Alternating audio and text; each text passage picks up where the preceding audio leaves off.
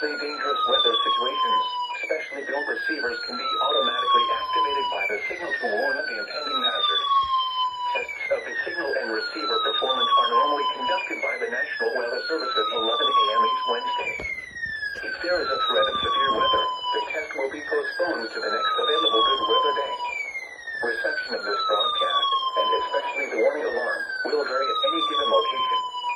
This variability, normally more noticeable at greater distances from the transmitter, can sometimes occur even though you are using a good quality receiver in good working order.